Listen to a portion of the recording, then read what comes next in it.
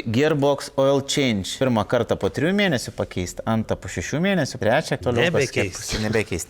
Taip, galas irgi toks pat amortizatorius stovi, bet čia yra irgi reguliavimas. Pasukam raktelį, monitorius. Tai reiškia 60 V, rašo kilometražą, rašo greitį, kad jūs pasirengę važiuoti ir pačią bateriją. Į priekį atgal.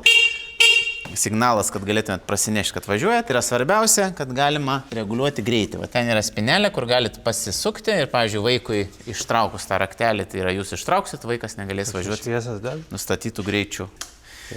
Dega šviesos, amortizatoriai reguliuojami, bet tikrai, sakyčiau, rimti gan sudėti.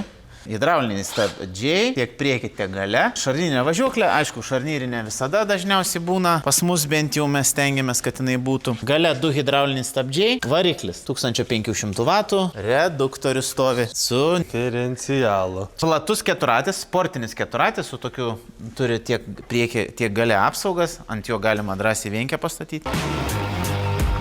Dvinkė. Man atrodo šiaip, kad šakės išlaužytos lengvai, bet labai įdomus lenkimas, bet išplatinta bazė. Šiandien vėl naujas keturatis. Kai kada žiūrėsit, jau turbūt jis bus nenaujas. 1500 W keturatis, 8 colių ratais, 60 V, 32 Ah baterija. Tikrai nemažai čia yra.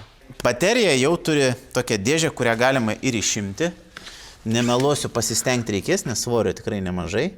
Bet, kuom yra gerai, jūs visą tą dėžę galite nusitemti pas save kažkur, kur šiltai. Jį galite rasti mankius.lt parduotuvėse, Vilnius, Kaunas, Klaipėda. Prieš pasiskambinkit, prieš tai atvažiuoja, nes kartais būna, kad išvažiuoja greitai, taip pat parduodam, paskui atstatom, tai kad žinotumėte tiksliai. Ir visoje Lietuvoje mankius.lt paskambinkit, užsakykite, pagalvokite ir gausit.